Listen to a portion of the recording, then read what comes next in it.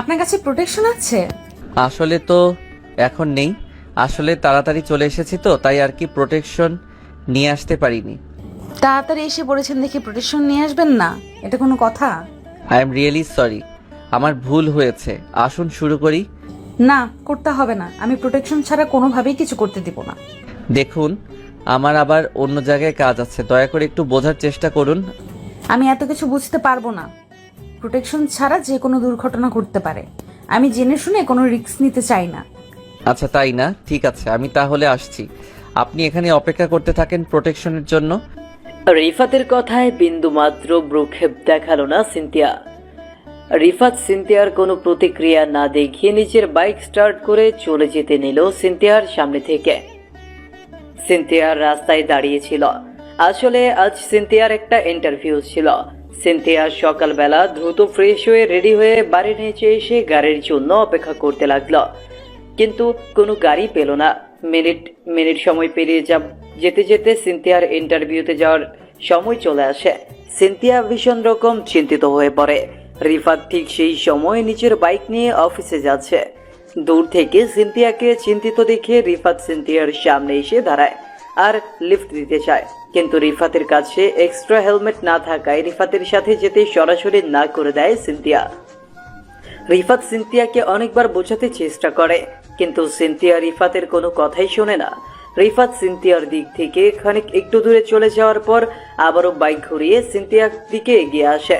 রিফাত সিনথিয়ার দিকে এগিয়ে এসে নিজের হেলমেট খুলে সিনথিয়ার হাতে দিয়ে রিফাত সিনথিয়াকে উদ্দেশ্য করে বলে, দেখুন, আপনি বিপদে পড়েছেন দেখে আমি বারবার এসে আপনাকে অনুরোধ করছি, একটু বোঝার চেষ্টা করুন।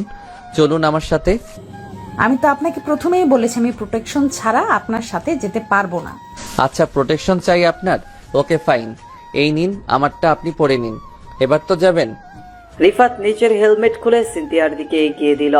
সিনথিয়া সিফাতের হাত থেকে হেলমেট নিয়ে নিজে পড়তে পড়তে রিফাতকে বলল, আচ্ছা, আমি না বুঝতে পারছি না একটা বিষয়।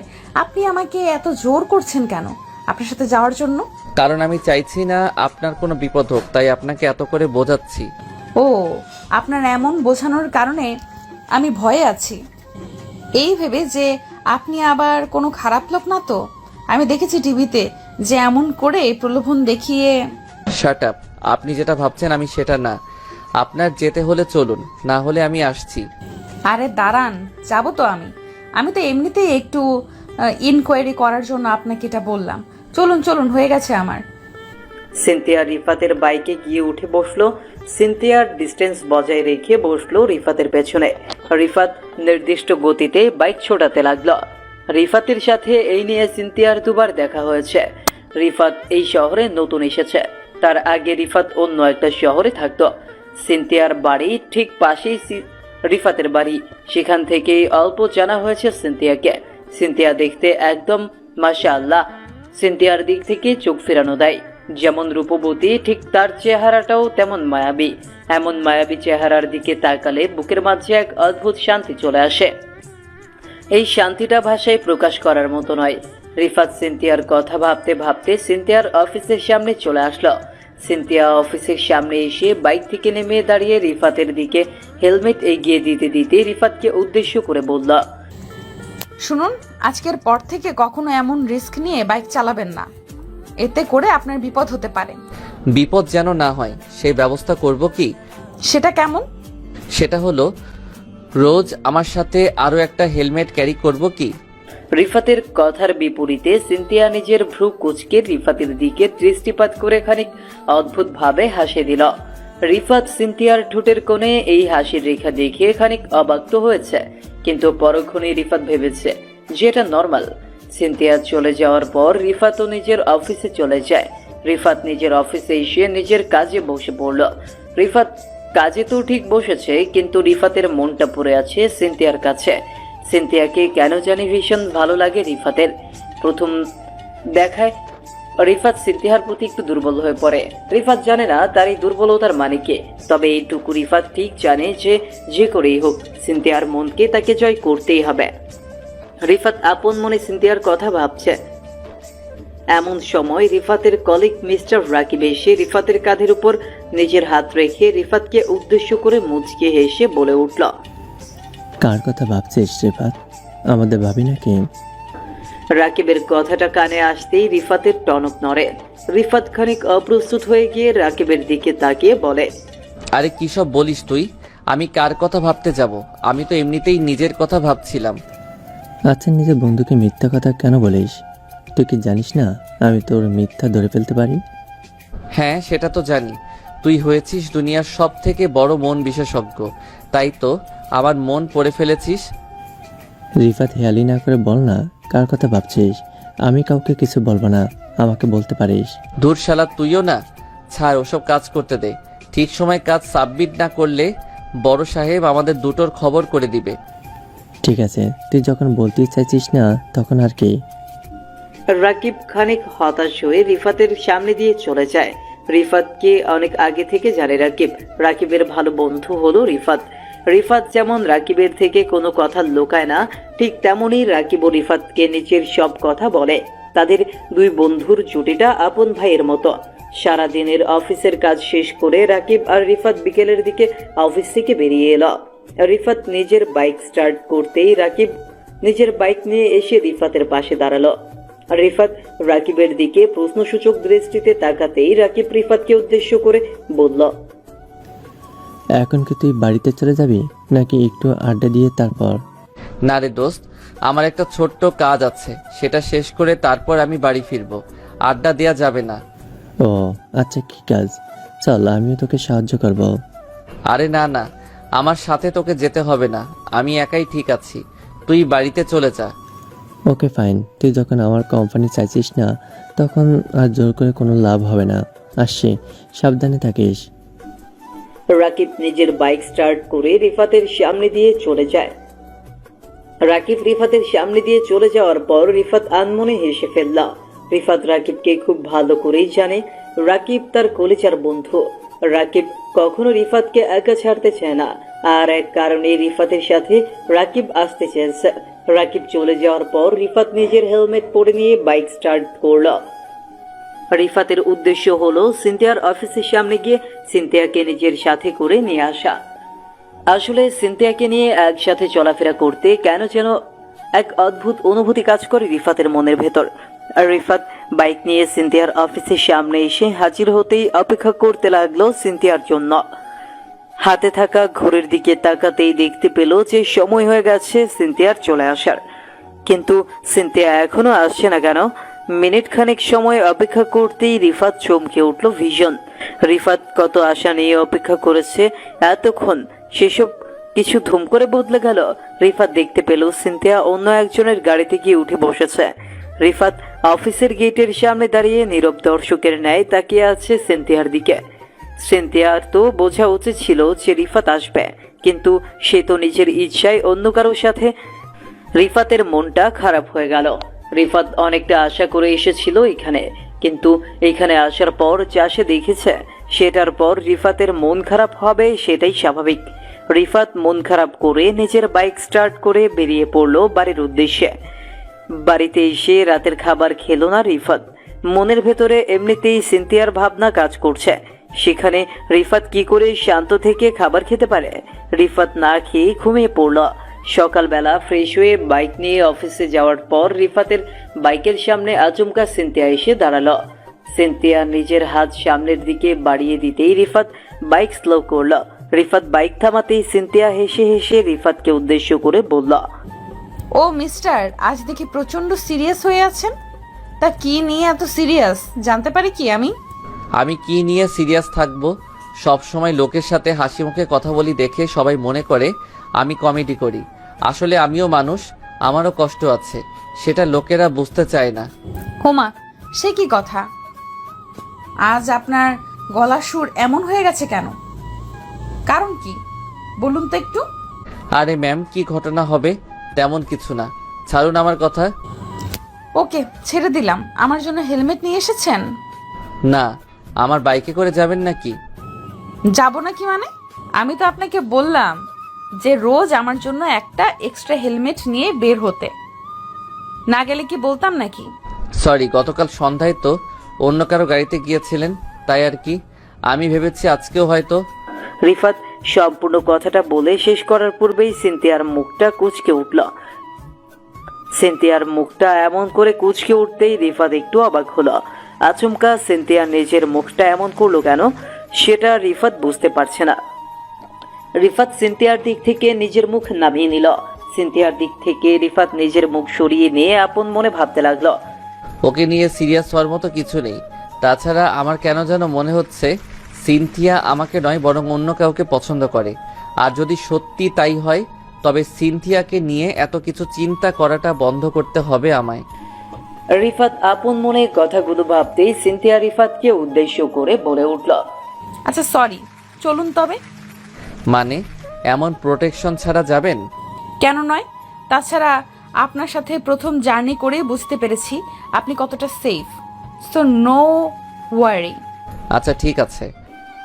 রিফাত সিনথিয়াকে নিয়ে অফিসের পরে চলতে শুরু করলো।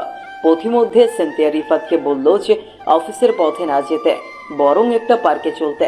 রিফাত সিনথিয়ার এমন কথা শোনার পর ভীষণ রকম চমকে গেল।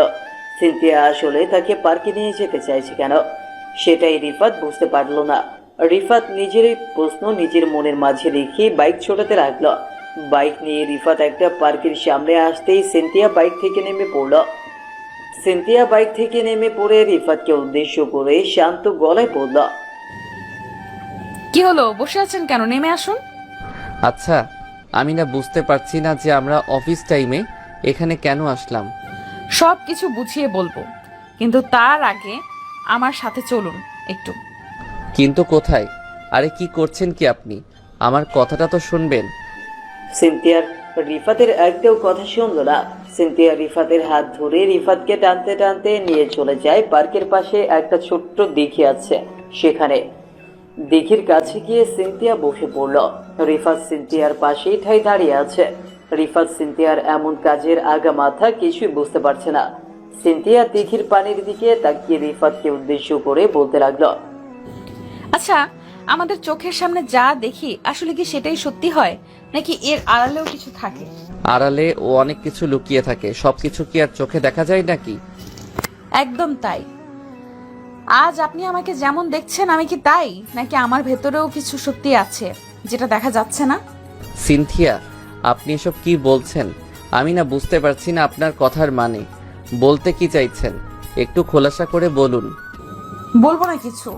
আজ আপনাকে এখানে নিয়ে এসেছি, আমি কিছু দেখাতে চাই আপনাকে, আর আমি আশা করব আপনি সেটা দেখবেন এবং অনেক কিছু বুঝবেন। ওকে ঠিক আছে, দেখি কি দেখান। রিফাত সিনথিয়ার পাশেই বসলো। মিনিট 2 কেটে যাওয়ার পর তাদের ওখানে বড় একটা গাড়ি চলে আসলো। গাড়িটা এসে ঠিক রিফাতের পাশেই দাঁড়ালো। রিফাত বড় গাড়িটা দেখে বসা থেকে উঠে দাঁড়ালো। গাড়ির দিকে তীক্ষ্ণ দৃষ্টি রাখতেই রিফাত দেখতে পেল একজন লোক বেরিয়ে এলো। লোকটাকে দেখে মনে হচ্ছে অনেক ধনী। রিফাত লোকটির দিকে তাকিয়ে আছে। লোকটি একবার রিফাতের দিকে তাকিয়ে একটা তাচ্ছিল্যপূর্ণ হাসির রেখা নিজের ঠোঁটের উপর এঁকে নিয়ে সিনথিয়ার সামনে এসে দাঁড়ালো। সিনথিয়ার সামনে এসে দাঁড়িয়ে লোকটি সিনথিয়াকে উদ্দেশ্য করে ভীষণ শক্ত গলায় বলতে লাগলো, সিনথিয়া, ডিভোর্স দিয়েছি তারপরও আমার এখানে এসেছিস কেন?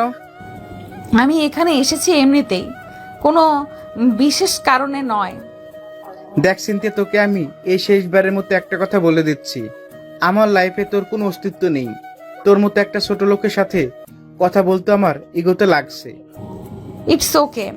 তাছাড়া আমি আপনার কথাই কিছুই মনে করছি না। আমার কাছে আপনার এইসব কথাবার্তা বেশ পুরনো, আমার অভ্যেস আছে। তাই নাকি? জানিস, আজ তোকে দেখার পর আমার ইচ্ছা করছে যেটা আগে করতে পারিনি কখনো, সেটা আজকে তোকে জোর করে করি। তখনও জোর করে করতে পারতেন, কিন্তু করতে দেইনি। আজও ঠিক তাই হবে। মরে যাব তবুও আপনার মতো অমানুষের সাথে। তার সম্পূর্ণ কথাটা বলার আগেই তাসরিফ অনেকটা রেগে যায় আর ধুম করে সিনথিয়ার মুখটা চেপে ধরে। তাসরিফের চোখ জোড়া রক্তবর্ণ ধারণ করে। তাসরিফ সিনথিয়ার মুখ চেপে ধরতেই রিফাত ধুম করে তাসরিফের হাত ধরে ফেলল। রিফাত তাসরিফের হাত ধরে ফেলে একটা ঝটকা দিয়ে সিনথিয়াকে ছাড়িয়ে নিল সে। রিফাতের এমন কাজে তাসরিফ আবারও তাচ্ছিল্যকর একটা হাসি দিয়ে সিনথিয়াকে উদ্দেশ্য করে বলল, কিরে, এটা তোর পেমেন্ট নাকি? আমার সম্পর্কে ভালো করে আইডিয়া নিয়ে নিস, তা না হলে আমি দিব। আইডিয়া তো হয়েই গেছে। তোমার মতো এমন নিকৃষ্ট মানুষের ব্যবহার দেখার পরেও কি আর কাউকে বোঝানোর কিছু থাকে? পাবলিক প্লেস দেখে আমি কিছু বলছি না, তা না হলে আজ তো কি অবস্থা করতাম একমাত্র বিধাতাই জানে। তাসরিফ রাগে গজগজ করতে করতে সিনথিয়া ও রিফাতের সামনে দিয়ে হন হন করে হেঁটে চলে যায়। তাসরিফ চলে যাওয়ার পর রিফাত প্রশ্নসূচক কণ্ঠে সিনথিয়াকে উদ্দেশ্য করে বলল, আচ্ছা, এই লোকটার সাথে আপনার কি কোনো অতীত আছে? কেন যেন আমার মনে হচ্ছে নিশ্চয়ই কোনো অতীত তো আছেই, তা না হলে এই লোকটা আপনার সাথে মিসবিহেভ করলো কেন? অতীত তো একটা আছে, বিষাক্ত অতীত, যেটা খুব বেশি কেউ জানে না। তবে এই অতীতটা আমাকে তাড়া করে। মানে বুঝতে পারলাম না আমি। আপনি কোনো কথা একটু খোলাসা করে বলতে পারেন না? আপনার বলা কথাগুলো আমাকে চিন্তায় ফেলে দেয়। বলবো, আপনাকে আমি সব খুলে বলবো। তারপর হয়তো আপনি আর কখনো আমার পেছনে পড়বেন না। সিনথিয়া এক গ্লাস পানি পান করে তাসরিফের সাথে সিনথিয়ার কি সম্পর্ক আছে সেটা বলতে লাগলো। সিনথিয়া একজন বিবাহিত নারী। আজ থেকে 2 বছর আগে বিশিষ্ট ব্যবসায়ী তাসরিফ খানের সাথে সিনথিয়ার বিয়ে হয়। বিয়েটা হয়েছিল টাকা আর রূপের সাথে, মনুষ্যত্বের সাথে মনুষ্যত্বের নয়। সিনথিয়া মোটেও মন থেকে রাজি ছিল না এই বিয়েতে। এই বিয়েটা খানিক পরিবারের চাপেই হয়। বিয়ের পর সিনথিয়ার চোখের সামনে তাসরিফের আসল পরিচয় সামনে আসলো। প্রতিদিন তাসরিফ সিনথিয়াকে ভোগ করার জন্য এক প্রকার জোর করত, তবে সিনথিয়া বরাবর তাসরিফকে এড়িয়ে গেছে। সিনথিয়ার এমন আচরণে তাসরিফের ক্রোধ আরো প্রবলভাবে বাড়তে থাকে সিনথিয়ার উপর। আর একটা সময় সিনথিয়ার সাথে তাসরিফের ডিভোর্স হয়ে যায়। সিনথিয়া বরাবরই তাসরিফের থেকে একটু ভালোবাসা পেতে চাইতো, কিন্তু তাসরিফ কখনো সিনথিয়াকে ভালোবাসা তো দূর, অবহেলা অপমান ছাড়া আর কিছুই করেনি। সিনথিয়ার গায়ে এমন কোনো দিন ছিল না যে তাসরিফ হাত তুলেছে। তাসরিফের হাতে মার খেতে খেতে সিনথিয়াও হাঁপিয়ে উঠেছিল। অতঃপর তার জীবনে নেমে আসলো মুক্তি। সিনথিয়ার মুক্তিটা যদিও অন্য সকলের কাছে, ইনফ্যাক্ট সমাজের কাছে সিনথিয়াকে হয়তো অতি ছোট করে দিয়েছিল, তবে নিজের জীবন বাঁচানোটা ফরজ হয়ে গিয়েছিল সিনথিয়ার। সিনথিয়া এক এক করে নিজের জীবনের বিষাক্ত অতীতটা রিফাতকে একে একে বলল। রিফাত সিনথিয়ার সম্পূর্ণ কথাগুলো শোনার পর যেন একটা ঘোরের মাঝে হারিয়ে যায়। কেন যেন রিফাতের বিশ্বাস হচ্ছে না সিনথিয়ার কথাগুলো। রিফাত সিনথিয়াকে একজন অবিবাহিত মেয়ে ভেবেছে, কিন্তু তার ভাবনাগুলো আজ এক ঝটকায় মিথ্যা হয়ে গেল। রিফাত নিশ্চুপ হয়ে আছে। সিনথিয়া নিজের কথা শেষ করে রিফাতের দিকে দৃষ্টিপাত করতেই দেখতে পেল রিফাত চুপ হয়ে গেছে। রিফাতের এমন করে নিশ্চুপ হয়ে যাওয়াটা স্বাভাবিক। সিনথিয়া রিফাতের দিকে নিজের হাত জোড়া এগিয়ে দিয়ে আলতো করে রিফাতের বাহু স্পর্শ করে রিফাতকে উদ্দেশ্য করে বলল, কি হলো? আপনি নিশ্চুপ হয়ে গেছেন কেন? কিছু বলবেন না? না, ভাবছি আসলে কি বলা যায়। আমি জানি আপনি কি ভাবছেন। হয়তো আপনি কখনো কল্পনাও করতে পারেননি যে আমি এমন কিছু এসব কথা বলবো। আসলে সত্যি বলতে আপনার জীবনের এই সব ঘটনা শোনার জন্য আমি প্রস্তুত ছিলাম না। আমার কাছে সবকিছু এখনো স্বপ্নের মতো লাগছে। আমি জানতাম আপনার সাথে এটাই ঘটবে। আপনাকে আমি আমার জন্য সিরিয়াস দেখে আজ সব সত্যিটা আপনাকে চোখে চোখে দেখালাম। আজকের পর থেকে আপনার সাথে আমার কোনো সম্পর্ক থাকবে কিনা সেটা আমি জানি না, তবে একটা কথা আপনাকে বলতে চাই। কি কথা? আমার সাথে আর কখনো যোগাযোগ রাখার চেষ্টা করবেন না। ভালো থাকবেন, আসছি। সিনথিয়া রিফাতের পাশ থেকে উঠে চলে যায়। রিফাত ঠাই বসে আছে। রিফাত হয়তো এটার জন্যই অপেক্ষা করছিল। সিনথিয়া এখান থেকে চলে যাওয়ার পর রিফাত আর নিজেকে সামলাতে পারল না। টপ টপ করে রিফাত নিজের চোখের জল ছেড়ে দিল। একটা বিবাহিত মেয়ের জীবনের কথা শোনার পর রিফাত আর নিজেকে সামলাতে পারছিল না। এতটা নির্দয় কেউ কি করে হতে পারে, সেটাই ভীষণ রকম ভাবিয়ে তুলছে রিফাতকে। ওইদিকে সিনথিয়া নিজের বাড়িতে এসে সোজা নিজের রুমে চলে যায়। সিনথিয়া নিজের রুমে গিয়ে লাইট অফ করে দিয়ে কাঁদছে। না, রিফাতের জন্য নয়, আজ সিনথিয়া কান্না করছে নিজের অতীতের জন্য। জীবন সঙ্গী হিসেবে তাকে নির্বাচন করা উচিত যে তাকে ভালোবাসবে, এমন কাউকে না যে তাকে শুধুমাত্র প্রয়োজনে ব্যবহার করবে। রিফাত আর কখনো হয়তো সিনথিয়াকে নিয়ে চিন্তা করবে না, কারণ এই সমাজে বিবাহিত নারীদের সবাই পুতুদের মতো ভাবে। তাদের সাথে তামাশা করা যায়, তবে তাদের নিচের স্ত্রীর মর্যাদা কখনো দেওয়া যায় না। সিনথিয়া সারাটা রাত কান্না করেই কাটালো। পরদিন সকালে সিনথিয়া নিজের বাড়ির সামনে আসতেই পুরো চমকে উঠল। সিনথিয়া নিজের চোখের সামনে এসব দেখতে পাবে সেটা যেন সে কল্পনাও করতে পারেনি। সিনথিয়া দেখতে পেল তার চোখের সামনে রিফাত দাঁড়িয়ে আছে। রিফাতকে দেখার পর সিনথিয়া চমকে যায়। আসলে সিনথিয়া চমকে গেছে এই দেখে যে রিফাতের হাতে একগুচ্ছ গোলাপ আছে, আর রিফাত এমন করে দাঁড়িয়ে আছে যেন সে নিজের প্রিয়তমার জন্য অপেক্ষা করছে। সিনথিয়া ঠায় দাঁড়িয়ে একটা ঘোরের মাঝে হারিয়ে গেল। সিনথিয়াকে একটা জায়গায় স্থির হয়ে থাকতে দেখে রিফাত সিনথিয়ার দিকে এগিয়ে এলো। রিফাত সিনথিয়ার দিকে এগিয়ে এসে আলতো করে সিনথিয়ার হাত ধরে ফেলল। রিফাত সিনথিয়ার হাত ধরতেই সিনথিয়া কেঁপে উঠল। সিনথিয়ার ঘোর কাটতেই সিনথিয়াকে উদ্দেশ্য করে রিফাত মৃদু কণ্ঠে বলল, কি হলো? আমাকে দেখার পর মুখের অবস্থা এমন হলো কেন? মানে সিরিয়াসলি আমি আপনাকে দেখছি, কেন যেন আমার বিশ্বাস হচ্ছে না। বিশ্বাস না হলে আর কি করার? যদিও আপনাকে সঠিক তথ্য দিয়ে আপনাকে সাহায্য করতে আমি বলতে পারি যে আমি রিফাত, আপনার সামনেই দাঁড়িয়ে আছি। রিফাতের কথাটা শুনে সিনথিয়া হেসে ফেলল। সিনথিয়া হেসে দিয়ে রিফাতের চোখের উপর থেকে নিজের চোখ নামিয়ে নিল। রিফাতের চোখের উপর থেকে নিজের চোখ নামিয়ে নিয়ে সিনথিয়া রিফাতকে উদ্দেশ্য করে বলে উঠল, আচ্ছা আপনার হাতে কি রিফাত? এটা হলো আপনার জন্য, নিন একটু হাতে নিন, আপনার জন্য নিয়ে এসেছি এটা। ওকে, বাট কেন? আর আজ আপনি এখানে কেন এসেছেন? গতকালের কথাটা কি ভুলে গেছেন? না, আমি কিছুই ভুলে যাই না। আমিও আপনাকে একটা কথা মনে করিয়ে দিতে চাই, শুনবেন আমার কথা? কি কথা বলুন। ভালোবাসার মাঝে কখনো অতীত থাকে না। ভুল মানুষের সাথে সময় না কাটালে আপনি কখনো সঠিক মানুষ চিনতে পারবেন না। আমি আপনার অতীতকে নয়, আপনাকে পছন্দ করি।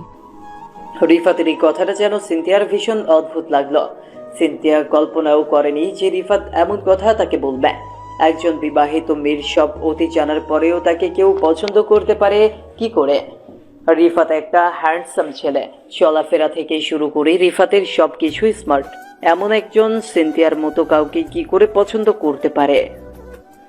সবকিছুই সিনথিয়ার কাছে কল্পনা কল্পনা লাগছে। সিনথিয়া নীরব হয়ে যেতেই রিফাত সিনথিয়াকে উদ্দেশ্য করে একটু শান্ত গলায় বলল, অতীত নিয়ে যদি পড়ে থাকেন তবে কখনো জীবনের সামনের দিকে এগোতে পারবেন না। জীবনে এগোতে হলে সামনের দিক নিয়ে ভাবতে হবে, অতীত নিয়ে নয়। সেটা তো ঠিক, তবে কিছু কিছু জিনিস হয় মন থেকে মুছে দেওয়ার চেষ্টা করলেও কেন যেন মন থেকে মুছে ফেলা যায় না। চেষ্টা করলেই সব হয়, আপনি চেষ্টা করুন, সব সম্ভব। ওকে, ঠিক আছে, চেষ্টা করব। এখন চলুন অফিসে যাই। রিফাত সিনথিয়াকে নিয়ে বাইক স্টার্ট করলো। আজ সিনথিয়া প্রতিদিনের ন্যায় রিফাতের পেছনেই বসে আছে ঠিক, তবে আজকের বিষয়টা অন্য দিনের মতো নয়। আজ সিনথিয়া রিফাতের দিকে একটু এগিয়ে এসে রিফাতের কোমর জড়িয়ে ধরেছে। এই প্রথম সিনথিয়া রিফাতকে জড়িয়ে ধরেছে। সিনথিয়া রিফাতকে জড়িয়ে ধরতেই রিফাতের সারা শরীর শিউরে উঠল। রিফাত কল্পনাও করেনি যে সিনথিয়া তাকে এমন করে জড়িয়ে ধরতে পারে। সিনথিয়া রিফাতকে জড়িয়ে ধরে আছে। রিফাত বাইক চালাচ্ছে আর আপন মনে ভাবছে যে সিনথিয়া আসলে করতে চাইছে কি, কেনই বা সিনথিয়া তাকে জড়িয়ে ধরেছে। সিনথিয়া কি তবে রিফাতকে পছন্দ করে, নাকি এটা পছন্দ করার থেকেও বেশি কিছু? রিফাত কিছুই বুঝতে পারছে না। রিফাত বাইক নিয়ে সিনথিয়াকে তার অফিসে ড্রপ করে দিয়ে নিজের অফিসে চলে আসলো। সিনথিয়া অফিসের সামনে এসে বাইক পার করে সোজা নিজের ডেস্কে গিয়ে বসে। রিফাতের মন মেজাজ আজ একটু অদ্ভুত রকম খুশিতে আছে। মনের ভিতর ভীষণ খুশি কাজ করছে আজ। রিফাত নিজের ডেস্কে গিয়ে বসতেই রাকিব এসে রিফাতকে উদ্দেশ্য করে কৌতূহলী কণ্ঠে বলে উঠল, কিরে মামা, তোর মনটা আজ এত ফুরফুরে কেন? বিষয় কি? আরে তেমন কিছু না, ওই আর কি এমনিতেই। এই শালা, তুই নিজের কোনো কথাই আমাকে বলিস না কেন? আমরা তো বন্ধু, আমাকে সব তো বলতে পারিস। আরে ভাই, তেমন কোনো সিরিয়াস বিষয় না। তাছাড়া আমি কোনো সিরিয়াস বিষয় কি আজ অবধি তোর থেকে লুকিয়ে গেছি কখনো? না, তবে নর্মাল কিছু তো, প্লিজ বল না একটু। রাকিব এক প্রকার জোর করতে লাগলো রিফাতকে। রিফাত যদিও বারবার করে রাকিবকে বারণ করে যাচ্ছে যাতে করে রাকিব তাকে জোর না করে, কিন্তু কে শোনে কার কথা। রিফাত এক পর্যায়ে আর না বলে থাকতে পারলো না। খানিক বাধ্য হয়ে রিফাত রাকিবকে বাধ্য হয়ে সিনথিয়ার বিষয়ে সব বলল। রাকিব রিফাতের মুখ থেকে সিনথিয়ার বিষয়ে সব কিছু শোনার পর পুরো থমকে যায়। যে রিফাত কোনো মেয়ের সাথে কথা অবধি কখনো বলেনি, সেই রিফাত কিনা মনে মনে একটা মেয়েকে পছন্দ করে। রাকিব প্রথমে বিশ্বাস তো করতেই চায়নি, কিন্তু রিফাত কখনো তো মিথ্যা কথা বলেনি, আর যেই কারণে রাকিব ও রিফাতের কথা বিশ্বাস করলো আর রিফাতকে উদ্দেশ্য করে বলল, দোস্ত, তোকে আমি খুব ভালো করে জানি, একটা বিবাহিত ডিভোর্সি মেয়েকে পছন্দ করা কি ঠিক? ওই কী সব বলছিস? এখানে ওর কি দোষ? মেয়েটা ভালোবাসা চেয়েছে শুধু। এখন ওর প্রাক্তন স্বামী যদি ওকে ঠকায়, ব্যবহার করে, তখন ওর কি কোনো দোষ থাকে? ওকে, ঠিক আছে, আমি না হয় সব বুঝলাম। কি আমার কথা হচ্ছে যে তোর পরিবার কি এটা মানবে?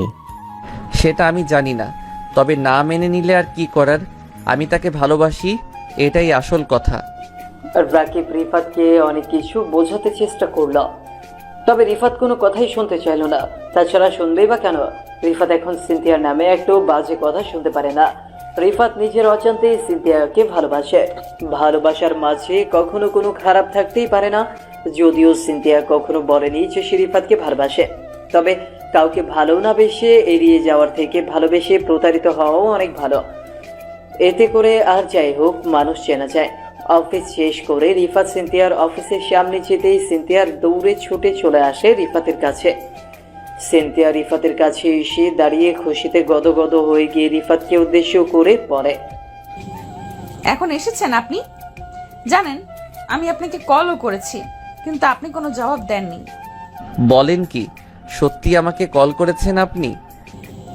তো কি আমি মিথ্যা বলছি? আপনি আপনার ফোনটা চেক করে দেখুন, আমার কথা বিশ্বাস না করলে। তার প্রয়োজন হবে না, আমি আপনাকে বিশ্বাস করি। আচ্ছা, কেন কল করেছেন?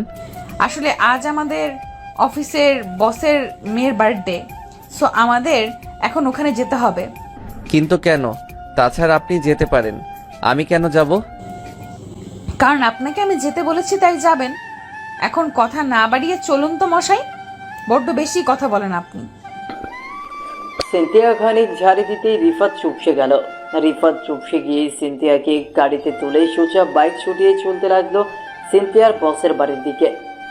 বসের বাড়ির পাশেই একটা ক্লাব আছে, সেখানেই পার্টি দেওয়া হয়েছে। রিফাত ও সিনথিয়া পার্টিতে আসতেই অবাক হয়ে গেল।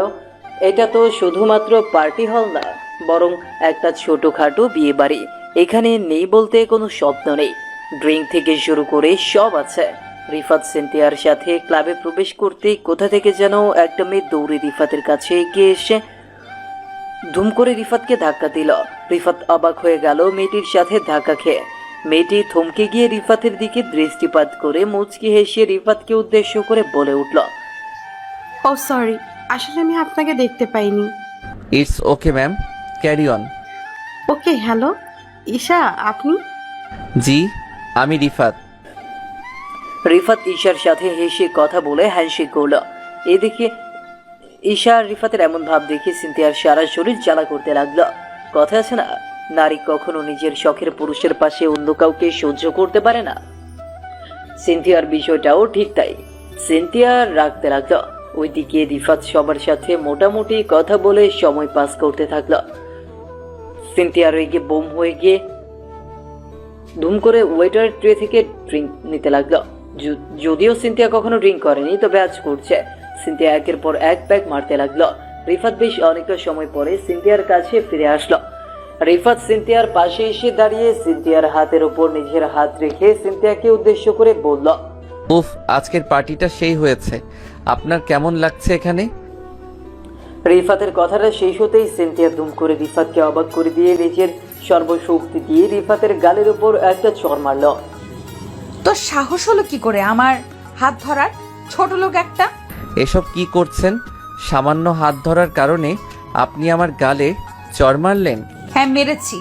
তুই কি ভুলে গেছিস আমি কে? আমার চোখের সামনে তুই অন্য একটা মেয়ের সাথে লটর পটর করছিস, তো সাহস কি করে হয় এমনটা করার? আপনি এমন বিহেভ করছেন কেন আমার সাথে? আমি তো জাস্ট এমনিতেই কথা বলেছি। জাস্ট এমনিতেই কথা বলেছিস নাকি সব আমি জানি? আসলে তোরা পুরুষ মানুষ মানেই খারাপ, সেটা প্রমাণিত হলো। মেয়ে দেখলেই তোদের মাথা কাজ করে না। আচ্ছা, ইফ ইউ ডোন্ট মাইন্ড একটা প্রশ্ন করি, আপনি কি ড্রিঙ্ক করেছেন? হ্যাঁ করেছি, তাতে কি হয়েছে? না, কিছু হয়নি। আমি বুঝতে পারছি আপনি কেন এমনটা করছেন। চলুন আমার সাথে আপনাকে বাড়িতে দিয়ে আসি। না, আমি বাড়ি যাব না, আমি এখানেই থাকবো। প্রয়োজন পড়লে অন্য কোনো ছেলের সাথে আমি বাড়িতে যাব, তবে তোর সাথে আমি কোথাও যাব না। আহা পাগলামি করিয়েন না প্লিজ, চলেন আমার সাথে। আমি একবার বলেছি তো, তোর সাথে আমি কোনোভাবেই যেতে পারবো না। সরি, তুই যা, ওই মেয়ের সাথে প্রেম করে আয়, আমি এখানেই ঠিক আছি। সিনথিয়া আর ঠিক মতো দাঁড়াতে পারছে না, বারবার এদিক ওদিক টলতে টলতে পড়ে যাচ্ছে সে। রিফাত সিনথিয়াকে কোনো মতে ধরে দাঁড়িয়ে আছে। এই মেয়েটা যে কি না কি করে, রিফাতের সাথে সে অন্য কাউকে সহ্য করতে পারবে না, এটা তো সরাসরি বললেই হয়। তা না বলে সে কিনা ড্রিঙ্ক করতে শুরু করে দেয়, আর নেশায় বোধ হয়ে জানোয় তাই বলে। এটা কি কোনো দিক দিয়ে ঠিক কাজ? রিফাত সিনথিয়াকে ধরে কোনো মতে বুঝিয়ে শুনিয়ে সোফার উপর বসিয়ে দিল। সিনথিয়া রিফাতের সাথে সোফার উপর বসতেই রিফাতের বুকের সাথে নিজের মাথা এক করে নিল। রিফাতের বুকের উপর মাথা রেখে সিনথিয়া পরম শান্তি অনুভব করতে লাগলো। রিফাত ও সিনথিয়ার মাথাটা নিজের বুকের সাথে চেপে ধরে আছে শক্ত করে। 2 মিনিট এমন করে কেটে যাওয়ার পর আচমকা সিনথিয়া বমি করতে লাগলো। রিফাতের সারা শরীর বমিতে মাখিয়ে দিল সিনথিয়া। রিফাত সিনথিয়াকে থামাতে গিয়েও পারল না, সিনথিয়া এক নাগারে বমি করেই যাচ্ছে। রিফাত কোনো উপায় না দেখে সিনথিয়াকে বমি করতে দিল। বমি করা শেষ হতেই সিনথিয়া খানিক জ্ঞান ফিরল। সিনথিয়া রিফাতের দিকে চোখ সারা বড়া করে তাকিয়ে বলল, আই এম রিয়েলি সরি, আমি আসলে খেয়াল করতে পারিনি, প্লিজ আপনি আমাকে। আরে ঠিক আছে, আপনি এখন ঠিক আছেন কিনা সেটা বলুন। আমি ঠিক আছি। আপনি আমার জন্য সত্যি অনেক করেছেন, আপনার কাছে আমি ঋণী। আপনাকে না আমি বলেছি এসব কথা বলবেন না, আমি আপনার জন্য এসব করেছি কারণ আমার দায়িত্ব এটা। আপনি একটু শান্ত হয়ে বসুন, আমি ফ্রেশ হয়ে আসছি। রিফাত ফ্রেশ হবার কথা বলে সিনথিয়াকে সোফার উপর বসিয়ে রেখে চলে যেতে নিল ফ্রেশ হতে। ওইদিকে সিনথিয়া রিফাতের দিকে খানিক অদ্ভুত দৃষ্টিতে তাকিয়ে আছে। মনে হচ্ছে সিনথিয়া রিফাতকে এখন খেয়ে ফেলবে। রিফাত সিনথিয়ার পাশ থেকে উঠে দাঁড়াতেই সিনথিয়া ধুম করে রিফাতের হাত একটা হ্যাঁচকা টান দিয়ে রিফাতকে নিজের কাছে টেনে নিল। রিফাত সিনথিয়ার দিকে কৌতূহলী দৃষ্টিতে তাকাতেই সিনথিয়া রিফাতকে অবাক করে দিয়ে ধুম করে রিফাতের ঠোঁট জোড়া নিজের দখলে নিয়ে নিল। রিফাত সিনথিয়ার এমন কাজে পুরো থ হয়ে যায়। কিছু বুঝে ওঠার আগেই তার সাথে এমন কোনো ঘটনা ঘটে যাবে সেটা যেন রিফাতের কল্পনাতেও অতীত ছিল। মিনিট খানেক চুমু খাওয়ার পর সিনথিয়া রিফাতের ঠোঁট জোড়া ছেড়ে দিল। রিফাত ও সিনথিয়াকে কিছু না বলে চলে যায় ফ্রেশ হয়ে নিতে। ফ্রেশ হয়ে এসে রিফাত সিনথিয়াকে তার বাড়িতে ছেড়ে আসলো, আর নিজের বাড়ি এসে রিফাত একটা লম্বা ঘুম দিল। সকালবেলা সিনথিয়া রিফাতের বাড়ি এসে রিফাতকে ডাকতে লাগলো। রিফাত ঘুম ঘুম চোখে নিচের রুমের বাইরে আসতেই সিনথিয়া রিফাতকে উদ্দেশ্য করে বলল, আচ্ছা, তো লেট করে কেউ ঘুম থেকে যদি ওঠে তবে তাকে কি করতে হয়? কি আর করার, তাকে নিজের মতো করে ঘুমিয়ে থাকতে দিতে হবে আর কি। আমি তোমাকে ঘুমিয়ে থাকতে দিব না জান। তো কি করবে, আমার ঘুমের সাথে যুদ্ধ করবে নাকি? আর যুদ্ধ? তোমার সাথে যুদ্ধ করে কি আর আমি জিতে যেতে পারবো? তাছাড়া কুমিরের উপর দা পড়ুক, তাছাড়া কুমড়োর উপর দা পড়ুক বা কুমড়ো দার উপর এসে পড়ুক, কাটতে তো সব কুমড়োকেই হয়, তাই না? আচ্ছা সিনথিয়া, আমি না তোমার কথার মানেটা বুঝতে পারলাম না, একটু পরিষ্কার করে বলো। সব কথা বলে না হৃদয়, কিছু কথা বুঝে নিতে হয়। সিনথিয়ার কথা শুনে রিফাতের টনক নড়ে। সিনথিয়া হঠাৎ করে কুমড়ো আর দা কোথায় পেল সেটাই তো রিফাত বুঝতে পারছে না। রিফাত নিজের ভ্রু কুঁচকে সিনথিয়ার দিকে তাকিয়ে কৌতূহলী কণ্ঠে বলল, আচ্ছা তুমি দা আর কুমড়ো কোথায় পেয়েছো? আমি না ঠিক শুনতে পারিনি তখন। আরে কোথায় আবার, তোমার প্যান্টের ভেতর থেকেই পেয়েছি। মানে এসব কি সিনথিয়া? আমি তো বারবার করে বারণ করেছি আমার সাথে ফাইজলামি করবে না, আমার সাথে তোমার কানে যায় না, তাই না? না, তোমার সমস্যা, আমি না তোমার সমস্যাটা বুঝি না। আমার কথার সম্পূর্ণ মানে না বুঝে কথা বলো তুমি। আমি বোঝাতে চেয়েছি তোমার পকেট থেকে যে ফোনটা বের হয়েছে সেটার মধ্যে দেখেছি। ও তাহলে ফোনে বললেই তো হতো, অযথা উল্টাপাল্টা কথা বলে আমার মাইন্ড মোটিভ অন্যদিকে ডাইভার্ট করার কি দরকার ছিল? আমি তোমার মাইন্ড নিয়ে কিছুই করিনি, বরং তোর নিজের মাইন্ডটাই খারাপ, তাই তো উল্টাপাল্টা কথা ভাবছো। আমি না কিছুই উল্টাপাল্টা ভাবিনি। এখন শোনো, আমার রুম থেকে যাও তুমি, আমি একটু কাজ করব। কেন? কি কাজ করবে যেটা আমার চোখের সামনে করতে পারবে না তুমি? কেন গো, আমার কি জরুরি কোনো কাজ থাকতে পারে না? তোমার জরুরি কাজ তো একটাই, ল্যাপটপে বিভিন্ন খারাপ ভিডিও দেখা। আমি জানি না ভেবেছো? আমি সব জানি। তুমি এত কিছু কি করে জানো? মানে আমি নিজেও যেটা জানি না তুমি সেটা আগে থেকেই জেনে যাও কি করে? জানতে হয়। সব দিকে যদি নজর না রাখি তাহলে কি চলে নাকি বলো? শোনো, 1 মিনিট সময় দিলাম। যদি আমার রুম থেকে তুমি বিদায় না নাও তবে কি হবে সেটা তোমার কল্পনার বাহিরে। এই আমি তোমাকে বলে দিচ্ছি। ধুর, আর ভালো লাগে না। সব সময় আমার সাথেই তুমি এমনটা করতে থাকো। ইচ্ছে করে কি যে করে ফেলি। আর আসবো না কখনো তোমার রুমে। আসছি যত সব। সিনথিয়া খানিক অভিমান ও রাগ করে রিফাতের রুম থেকে বেরিয়ে চলে যায়। রিফাতের রুম থেকে সিনথিয়া চলে যাওয়ার পর রিফাত মুচকে একটা হাসি দিল। রিফাতের কাছে সকল কিছু ভীষণ অদ্ভুত লাগছে। রিফাত কিছুতেই বুঝতে পারছে না যে সিনথিয়া এতটা ফ্রি হলো কি করে। সিনথিয়া রিফাতের সাথে এমন করে কথা বলছে যেন সিনথিয়া এখন তাদের ঘরের লোক হয়ে গেছে। তাছাড়া কাছের মানুষ ছাড়া কি কেউ এমন করে কথা বলে? রিফাত সিনথিয়ার কথা ভেবে মুচকি হাসির রেখা নিজের ঠোঁটের ওপর এঁকে নিতেই রিফাতের ফোনে একটা কল চলে আসলো। রিফাত নিজের ফোনটা হাতে নিতেই একটু অবাক হয়ে গেল। একটা অপরিচিত নাম্বার থেকে রিফাতের ফোনে কল এসেছে। রিফাত কলটা পিক করতে ফোনের ওপাশ থেকে রিফাতকে উদ্দেশ্য করে একটা মেইলি কণ্ঠস্বর ভেসে আসে। রিফাতকে উদ্দেশ্য করে মেয়েটি বলল, হ্যালো মিস্টার রিফাত, আমি ঈশা। ঈশা মানে? ও হ্যাঁ, মনে পড়েছে সেই পার্টির। একদমই তাই। কি খবর আপনার? আমাকে মনে রেখেছেন নাকি ভুলে গেছেন? আরে মিস, কি সব বলছেন? আপনাকে আমি বলতে পারি? আমার মনে ঠিক আপনি আছেন। যাক, ভালো লাগলে এই দেখে যে আপনি আমাকে মনে তো রেখেছেন। কিছু মানুষ তো ভুলে যায়। আরে তেমন ব্যাপার না। তা আমাকে হঠাৎ করে কি জন্য মনে পড়লো? কেন, মনে পড়াটা কি উচিত হয়নি? না তেমন না, মনে করাটা উচিত। তবে কি ব্যাপারে সেটা জানতে চাইছি। এই একটু কথা বলার জন্য। তা আজ বিকেলে কি ফ্রি আছেন? মানে দেখা করা যাবে কি? ফ্রি মানে? রিফাত সম্পূর্ণ কথাটা বলে শেষ করার আগেই রিফাতের পেছন থেকে সিনথিয়া এসে রিফাতকে উদ্দেশ্য করে বলে উঠল, কি ব্যাপার? কার সাথে কথা বলছিস তুই? এত মিষ্টি মিষ্টি কথা বলছিস কার সাথে? আচমকা সিনথিয়ার গলা পেতেই রিফাত হকচকিয়ে উঠল। সিনথিয়া একদম তুই করে বলতে শুরু করেছে রিফাতকে। এমন করে সিনথিয়ার মুখ থেকে তুই শব্দটা শোনার পর রিফাত থ মেরে যায়। রিফাত হকচকিয়ে উঠে ফোনটা কেটে দিয়ে সিনথিয়ার দিকে দৃষ্টিপাত করে কৌতূহলী কণ্ঠে বলে, এসব কি কথা সিনথিয়া? আপনি সরাসরি আমাকে তুই করে বলতে শুরু করেছেন? আমি তো আপনার সাথে কখনো এমন করে। Shut up. আমি তোকে তুই করে বলতেই পারি, কারণ আমি তোর সিনিয়র। আর শোন, তুই আমাকে আপনি করে নয় তুমি করে বলবি। আচ্ছা ঠিক আছে, সেসব না হয় বলবো, কিন্তু তুমি আমাকে এসব কি ভাষায় কথা বলছো? আমি কার সাথে কথা বলছি সেটা জেনে তুমি কি করবে? তাছাড়া আমি কি অন্য কারোর সাথে কথা বলতে পারবো না নাকি? না, পারবি না। আমাকে ছাড়া অন্য কারোর সাথে কথা বলতে পারবি না তুই। তুমি কে গো? আমি কেন তোমার কথা শুনতে যাব? শোনো, আমার উপর না আমার বাবা মায়েরও কন্ট্রোল নেই। তুমি কে যে তোর কথা মতো কাজ করতে হবে আমায়?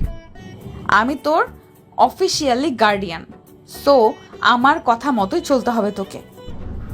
এমন গার্ডিয়ানকে না আমি। রিফাত সম্পূর্ণ কথাটা শেষ করার আগেই ধুম করে সিনথিয়া রিফাতের দিকে তেড়ে এগিয়ে আসলো। সিনথিয়া রিফাতের দিকে তেড়ে এগিয়ে আসতে রিফাত খানিক ভয় পেয়ে গিয়ে নিজের হাত ওপরের দিকে তুলে নিল। আর রিফাত নিজের হাত উপরের দিকে তুলে নিতেই সিনথিয়া রিফাতের চোখের দিকে তাকিয়ে মুচকি একটা হাসি দিয়ে ধুম করে রিফাতকে জড়িয়ে ধরল। সিনথিয়া আর রিফাতকে জড়িয়ে ধরে একটা প্রশান্তের নিঃশ্বাস ফেলতেই রিফাত থ মেরে গেল। রিফাত এসবের জন্য মোটেও প্রস্তুত ছিল না। রিফাত বরাবর নিজের কাজিন ভেবে এসেছে সিনথিয়াকে। সেই জায়গা থেকে সিনথিয়া এমন এক কাণ্ড ঘটাবে এটা যেন রিফাতের মোটেও হজম হচ্ছে না। রিফাত সিনথিয়াকে কিছু বলতে যাবে তার আগেই সিনথিয়া রিফাতকে উদ্দেশ্য করে বলল, রিফাত, আজ তোকে একটা কথা বলবো। আমি সাহস হচ্ছিল না তাই জড়িয়ে ধরলাম। বিশ্বাস কর, আমি জানি না আমি যেটা বলবো সেটা ঠিক কিনা, কিন্তু এটা সত্যি। আমি তোকে ছাড়া বাঁচতে পারবো না। আমি তোকে ভালোবাসি রিফাত। সিনথিয়ার মুখ থেকে ভালোবাসার কথা শোনার পর রিফাতের বুকের ভেতর কেমন যেন করে উঠল। রিফাত বুঝতে পারল না যে তার বুকের মাঝে হঠাৎ করে এমন করে উঠল কেন। এক অদ্ভুত অনুভূতি রিফাতের মনের মাঝে কাজ করছে। মনে হচ্ছে রিফাত আজ সম্পূর্ণভাবে পাগল হয়ে গেছে। কিন্তু এখন তো রিফাত সিনথিয়াকে নিজের মনের কথা বলবে না। যদিও রিফাত সিনথিয়াকে ভালোবাসে ঠিক, তবে সে এখন নিজের ভালোবাসার কথাটা প্রকাশ করবে না। সিনথিয়াকে আরো বেশি করে জ্বালাতন করে তারপর রিফাত সিনথিয়াকে নিজের ব্যাপারে বলবে। রিফাত আলতো করে সিনথিয়াকে নিজের বুকের উপর থেকে সরিয়ে দিয়ে সিনথিয়াকে উদ্দেশ্য করে বলল, সিনথিয়া, তুমি আমাকে প্লিজ ছেড়ে দাও। তুমি যেটা বলছো সেটা কখনো হবে না। আমি তোমাকে ভালোবাসতে পারবো না। মানে এতদিন তুমি যে আমার নামের উপর পাগল হয়ে যেতে, সেটা তবে কি ছিল? কি ছিল মানে? বন্ধুত্ব থেকে আর বেশি কি হবে? তাছাড়া এসব রিলেশনের উপর আমার কোনো ভরসা নেই। রিফাতের মুখ থেকে এমন কথা শুনতে হবে এটা যেন সিনথিয়া মোটেও প্রত্যাশা করেনি। সিনথিয়া চমকে গিয়ে ছলো ছলো চোখে রিফাতের দিকে দৃষ্টিপাত করল। সিনথিয়া ভাবছে যে রিফাত তার সাথে হয়তো মজা করছে, তা না হলে কখনো রিফাত সিনথিয়ার সাথে এমন করে কথা বলতো না। সিনথিয়া রিফাতের শার্টের কলার চেপে ধরে রিফাতকে উদ্দেশ্য করে কাঁপা কাঁপা গলায় বলল, এই রিফাত, সত্যি করে বলো না যে তুমি আমাকে ভালোবাসো। আমি তোমার সব কিছু, প্লিজ আমার সাথে মজা করো না। আরে আমি তোমার সাথে মজা করতে যাব কেন? আমার কি আর কোনো কাজকর্ম নেই নাকি? আমি সত্যিই বলছি, আমি তোমাকে ভালোবাসি না। আচ্ছা ঠিক আছে, আমাকে ভালোবাসতে হবে না, তুমি আমাকে বিয়ে করো, একটু একটু করে ভালোবাসা হয়ে যাবে। হোয়াট? এখানে কি ফাজলামি হচ্ছে? মানে আমি যাকে ভালোবাসি না তাকে আমি বিয়ে করব? রিফাতের এবারের বলা কথাগুলো সিনথিয়ার বুকের ভেতরে বিধি যেতে লাগলো। সিনথিয়া নিজের চোখের জলকে সামলাতে পারছে না, প্রচন্ড কান্না পাচ্ছে তার। সিনথিয়া আসলেই বোকা। একটা বিবাহিত ডিভোর্সি মেয়েকে কি কেউ কখনো বিয়ে করতে পারে? তাও আবার রিফাতের মতো একটা ছেলে যে হাত বাড়িয়ে দিলে কয়েক হাজার সিনথিয়া চলে আসবে। সে রিফাত কিনা এমন একটা মেয়েকে বিয়ে করবে? সিনথিয়া আপন মনে এসব চিন্তা করতেই কয়েক ফোঁটা লোনা জল সিনথিয়ার চোখের পাতা বেয়ে নিচে গড়িয়ে পড়ল। সিনথিয়া কান্না ভেজা কণ্ঠে রিফাতকে উদ্দেশ্য করে বলল, সরি, আমি আসলে একটু বেশি চিন্তা করে ফেলেছিলাম, আমাকে ক্ষমা করে দিও রিফাত। সত্যি আমি তোমার যোগ্য না। সেটাই তো আমি তখন থেকে বলছি, আমি তোমার যোগ্য না। তোমার মতো একটা মানুষকে নিজের জীবনে এমনি এমনি পাওয়া যায় না, অনেক কিছু করার পর পেতে হয়। ক্ষমা করে দিও আমায়, আর কখনো তোমার সামনে আমি অধিকার দেখাতে আসবো না। ভালো থেকো। সিনথিয়া কান্না করতে করতে রিফাতের রুম থেকে বেরিয়ে যেতে লাগলো। সিনথিয়ার চোখের কোণে লোনা জল দেখার পর রিফাতের হয়তো খারাপ লাগছে মনে, তবে একটা দিক দিয়ে বড্ড হাসি পাচ্ছে। রিফাত সিনথিয়াকে একবারও বলেনি যে তাকে তার প্রয়োজন নেই বা তাকে সে চায় না। রিফাত বলেছে সিনথিয়া যোগ্য সে নয়, ওইদিকে সিনথিয়া শুনেছে যে রিফাতের যোগ্য সে নয়। রিফাত সিনথিয়ার রুম থেকে বেরিয়ে যেতে নিতেই রিফাত ধুম করে সিনথিয়ার হাত ধরে ফেলল। আর রিফাত হাত ধরে ফেলতেই সিনথিয়া থমকে দাঁড়ালো।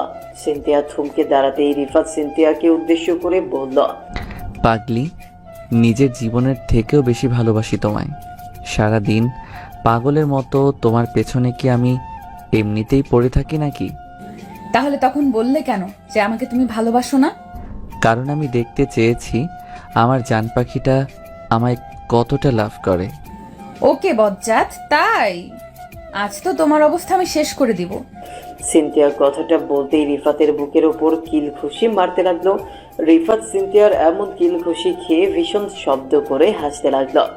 অতঃপর আর কি, রিফাত আর সিনথিয়ার মাঝে থাকা ভুল ভাবনাটা মিথ্যা হয়ে গেল, আর রিফাত সিনথিয়া তাদের ভালোবাসায় এক হয়ে গেল। রিফাত সিনথিয়াকে নিজের আপন করে নিতে সেই দিনই সিনথিয়াকে বিয়ে করে নেয়। ভালোবাসা সর্বদা পূর্ণতা পেতে চায়। যদিও রিফাতের বাবা মা সহ বাড়ির কেউই বিয়েটা হোক সেটা চায়নি, তবে রিফাত সকলের ভাবনাটা ভুল প্রমাণ করে দিয়ে সিনথিয়াকে আপন করে নেয়। এই দুষ্টু, তুমি তো ঠিক মতো জোর দিয়ে কোনো কিছুই করতে পারো না। কোথায়? আমি তো সবসময় জোর দিয়েই করি চান। কোথায় দাও? সব সময় তো আমাকে অতৃপ্তই রাখো। ও মা, সে কি কথা? ঠিক আছে, এখন থেকে তোমাকে একদম পারফেক্টভাবে তৃপ্ত করব। ইস ঢং, প্রতিবার এই এক কথাই বলো তুমি, দিন শেষে তোমার জোর কমে যায়। শুধু তো আমার জোর কমে যায়, তোমার কমে না, তাই না? আমার জোর লাগবে কেন? আসল খেলা তো তোমার, আমার কি কাজ? পুরুষ হয়েছি বলে এখন সবকিছু আমাকেই সামলাতে হবে। তুমি যেন মেয়ে হয়ে কিছুই পারবে না। না, পারবো না। ভালো কিছু হলে সেটার ক্রেডিট আমার, আর খারাপ হলে সেটার ক্রেডিট তোমার, বুঝলে? বুঝেছি।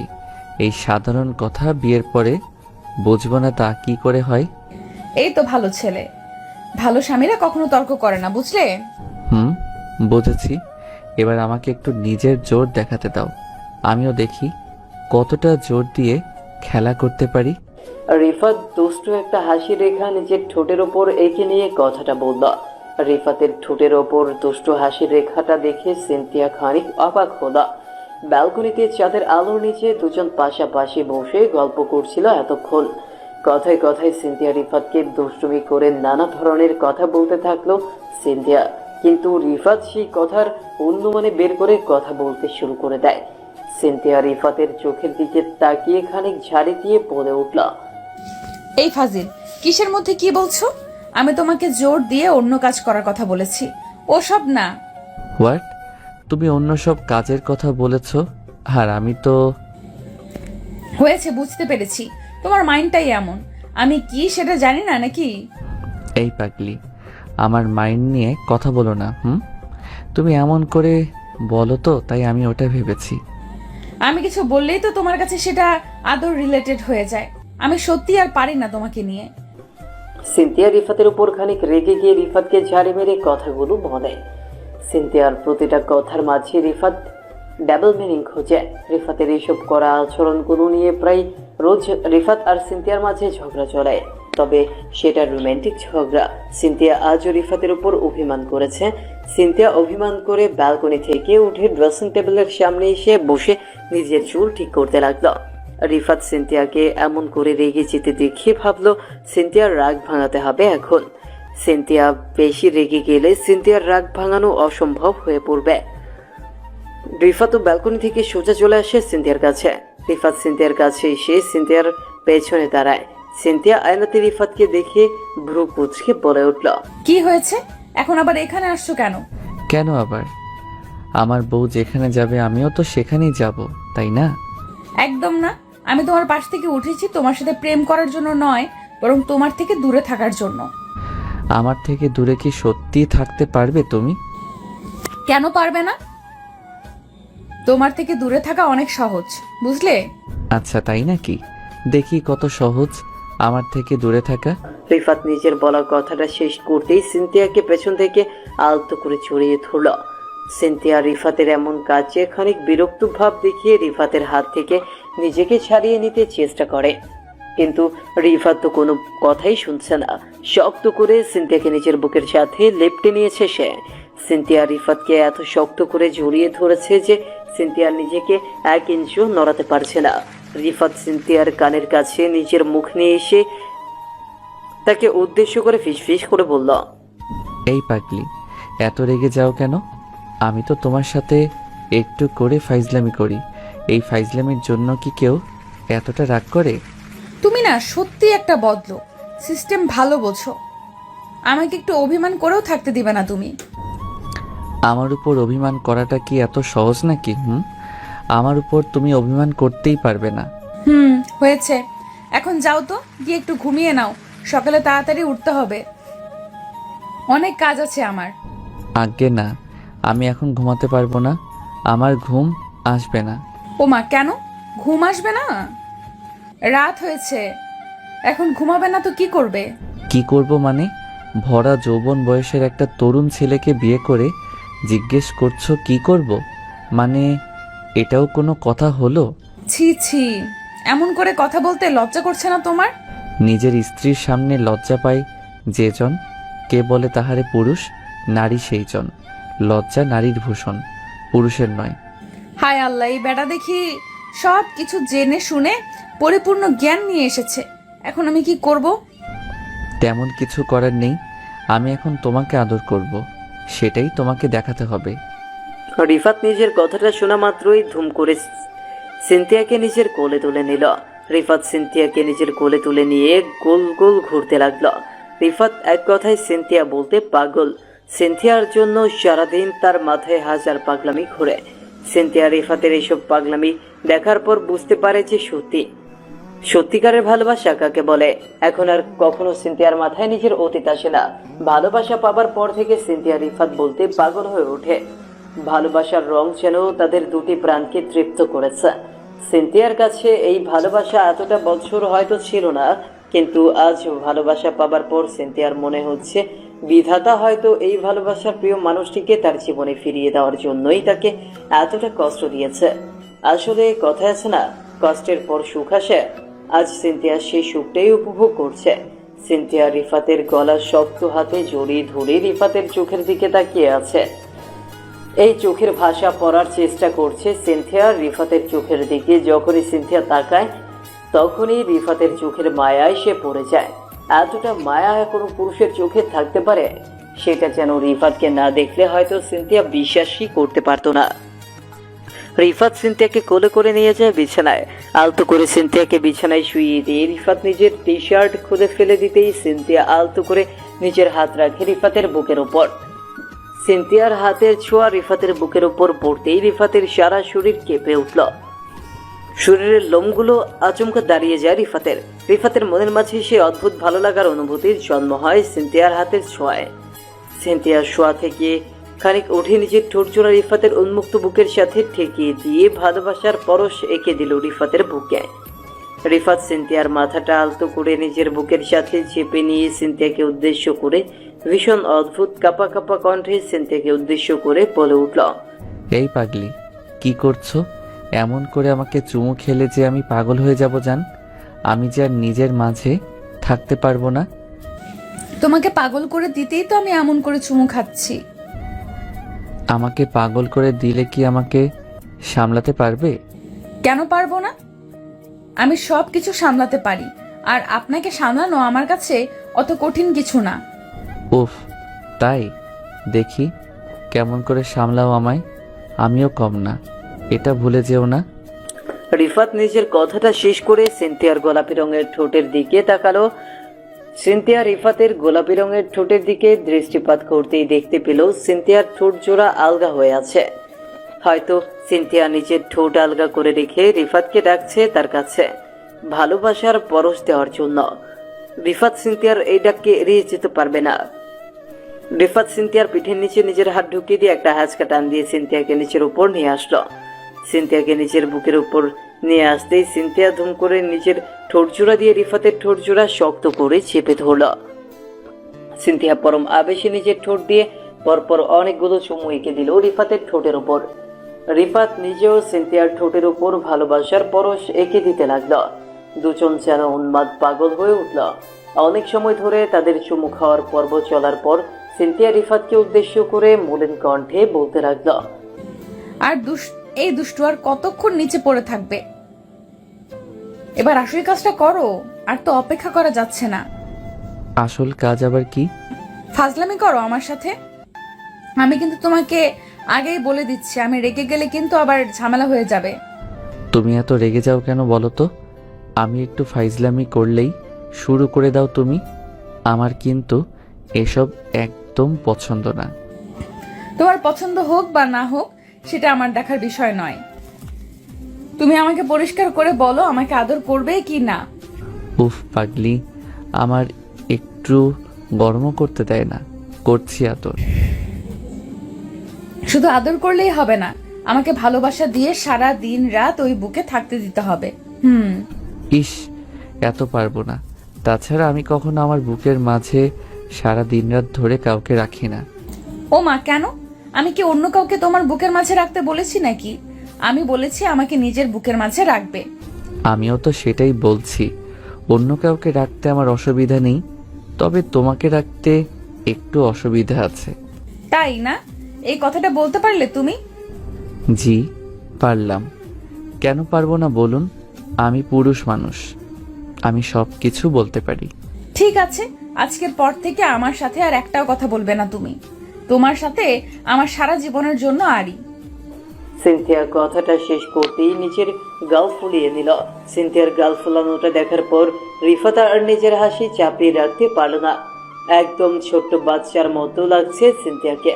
সিনথিয়াকে আলতো করে জড়িয়ে ধরে রিফাত সিনথিয়ার কপালে ভালোবাসার পরশ এঁকে দিতেই সিনথিয়ার অভিমানটা ভেঙে গেল। রিফাত সিনথিয়াকে উদ্দেশ্য করে মলিন কণ্ঠে বলল, এই পাগলি, আমার বুকের মাঝে শুধুমাত্র তোমার ঠাঁই হবে। তুমি ছাড়া আর কেউ কখনো আমার বুকের মাঝে জায়গা পাবে না জান। সত্যি যদি তাই হয় তবে বললে কেন যে অন্য কাউকে রাখবে তোমার বুকে? ওসব তো আমি মজা করে বলেছি, সত্যি তো হলো অন্য কিছু। আমাকে যদি তুমি কখনো এড়িয়ে যাও বা তোমার ওই বুকে আমি ব্যতীত অন্য কেউ কখনো জায়গা পায়, তবে সেই দিনটাই আমার জীবনের শেষ দিন হবে। সিনথিয়া কথাটা বলতেই রিফাতকে শক্ত করে জড়িয়ে ধরল। ভালোবাসা সত্যিই অদ্ভুত হয়। কখন ভালোবাসা তার প্রিয়জনকে নিজের কাছে টেনে নিবে সেটা বলা মুশকিল। সিনথিয়ার এত বড় একটা অতীত থাকার পরেও রিফাত কখনো সেসব চিন্তা করেনি। রিফাত শুধুমাত্র সিনথিয়ার থেকে এটাই প্রত্যাশা করেছিল, আর সেটা হলো ভালোবাসা। সিনথিয়া নিজের জীবন সঙ্গী হিসেবে রিফাতের মতো কাউকে পেয়ে নিজেকে ধন্য মনে করতে লাগলো। সত্যি রিফাতের মতো আর কেউ হয় না। রিফাত যেমন পাগলের মতো ভালোবাসতে পারে, ঠিক তেমন সারাটা জীবন বুকের মাঝে আগলে রাখতেও সে শেখে। রিফাত সিনথিয়াকে সারা রাত ধরে আদর করল। সকালবেলা সিনথিয়ার ঘুম ভেঙে যেতেই সিনথিয়া দেখতে পেল রিফাত তাকে শক্ত করে নিজের বুকের সাথে লেপ্টে জড়িয়ে ধরে আছে। রিফাতকে এমন করে জড়িয়ে ধরতে দেখে সিনথিয়া রিফাতের বুকের উপর নিজের ঠোঁটজোড়া আলতো করে ছুঁয়ে দিয়ে রিফাতকে উদ্দেশ্য করে মৃদু কণ্ঠে বলল, এই ফাজিল দুষ্টু জামাই আমার, সকাল হয়ে গেছে, এবার আমাকে একটু উঠতে দাও। সরি, আমি একবার ধরলে ছাড়ার নাম কখনো মুখে নেই না। ওরে বজ্জাত, জেগেই আছো দেখছি। জি, আমি জেগে আছি, তবে ঘুম থেকে উঠতে চাইছি না। এটা কি কথা? বাড়ির কত কাজ পড়ে আছে জানো? তাছাড়া সারা রাত আদর খাওয়ার পর ফ্রেশও হতে দাওনি, এখন তো ফ্রেশ হতে দাও। না, দিব না। আমার বউকে আমি সারা দিন ধরে আদর করব, ইচ্ছে হলে মাথায় তুলে রাখবো, তাতে কার কি? উফ ফাজিল, কারোর কিচ্ছু না, তোমার যা ইচ্ছা হয় করতেই পারো, কিন্তু আমারও তো কিছু কাজ থাকতে পারে, বলো। ওকে ফাইন, কাজ করবে, ঠিক আছে করে নাও, তবে কাজ করার আগে আমাকে আমার পাওনাটা বুঝিয়ে দাও। তোমার পাওনা মানে? আমি ঠিক বুঝতে পারলাম না। না বোঝার কি আছে শুনি। আমার পাওনা বলতে আমার এখন মিষ্টি চাই, আমাকে মিষ্টি দাও, আমি ছেড়ে দিচ্ছি। না ছাড়লে আমি মিষ্টি নিয়ে আসবো কোথা থেকে? উফ, আমি কোন মিষ্টির কথা বলছি সেটা কি তুমি বুঝতে পারছো? আমি তোমার ঠোঁটের মিষ্টির কথা বলছি। মানে সব কিছু তোমাকে একদম খুলে খুলে বলতে হবে, তা না হলে বুঝবে না। মানে সারা রাত আদর করে খাওয়ার পরেও এখন তোমার মিষ্টি খেতে ইচ্ছে করছে? এটা কিন্তু ঠিক না রিফাত, আমি কিন্তু সত্যিই এখন তোমার উপর রেগে যাব। তুমি রাগ করেও কোনো উপায় নেই, আমার এখন চাই মানে চাই। আচ্ছা যদি না দেই তখন কি করবে? তখন আর কি, জোর করে আদায় করব। তুমি তো জানোই আমি ভালো জোর করতে পারি। উফ বজ্জাত একটা। আচ্ছা চোখ বন্ধ করো, আমি দিচ্ছি, কিন্তু একটা শর্ত, চোখ খুলতে পারবে না। ওকে, খুলবে না, তাড়াতাড়ি দাও। রিফাত সিনথিয়াকে বিশ্বাস করে নিজের চোখ বন্ধ করলো, আর সিনথিয়া কোমরের উপর আলতো করে নিচের হাত রাখলো। সিনথিয়া আপন মনে একটা দুষ্টু বুদ্ধি আটলো আর কৌশলে রিফাতের হাত নিজের কোমরের উপর থেকে সরিয়ে নিল। সিনথিয়া রিফাতের হাত নিজের কোমরের উপর থেকে সরিয়ে নিতেই আচমকা ছো মেরে রিফাতের কাছ থেকে উঠে দৌড়ে সে পালিয়ে গেল। রিফাত এইসবের জন্য মোটেও প্রস্তুত ছিল না। রিফাত চোখ মেলে তাকানোর পর সিনথিয়াকে কোথাও দেখতে পেল না। সিনথিয়াকে এমন করে ধোকা দিতে দেখে রিফাত খানিক বোকা বনে গিয়ে হেসে ফেলল। সত্যি সিনথিয়া হলো মহাদুষ্ট। রিফাতের থেকেও কয়েক গুণ বেশি ফজল হলো সিনথিয়া। রিফাত বিছানায় শুয়ে আরো কিছু সময় কাটাতেই রাকিব মানে রিফাতের বন্ধুর কল আসলো। রিফাত কলটা পিক করতেই রাকিব রিফাতকে উদ্দেশ্য করে বলল, কিরিশালা, নিজের পছন্দের মানুষটিকে নিজে করে পাবার পরে আমাকে ভুলে গেছিস? আরে ধুর, আমি কখনো তোকে ভুলতে পারি? হয়েছে, সব জানা আছে আমার। এখন বল ভাবি কোথায়? সিনথিয়া তো বাহিরে গেছে। কেন রে? আসলে আমি অনেক ভেবে দেখলাম এবার আমাকেও বিয়েটা করতে হয়, তাই আজ সন্ধ্যায় একটা আয়োজন করেছি। তোরা দুজনে আসবি কিন্তু। ঠিক আছে, আমরা আসবো ভাই। রিফাত রাকিবের সাথে বেশ কিছু সময় ধরে কথা বলল। অতঃপর সন্ধ্যায় রাকিবের বিয়ের কথা পাকা করতে সিনথিয়া ও রিফাত চলে যায়। সিনথিয়া আজ অনেক খুশি, কারণ যে তার ভালোবাসার প্রিয় মানুষকে নিজের আপন করে পেয়েছে। রিফাত আর সিনথিয়ার বিয়ের পর তাসরিফ মানে সিনথিয়ার প্রাক্তন স্বামীর সাথে রিফাতের দেখা হয়। সিনথিয়াকে এত খুশি দেখে ওর তো অবস্থা দেখার মতো হয়েছিল। অতঃপর রিফাত আর সিনথিয়ার ভালোবাসা পূর্ণতার আলো পেল।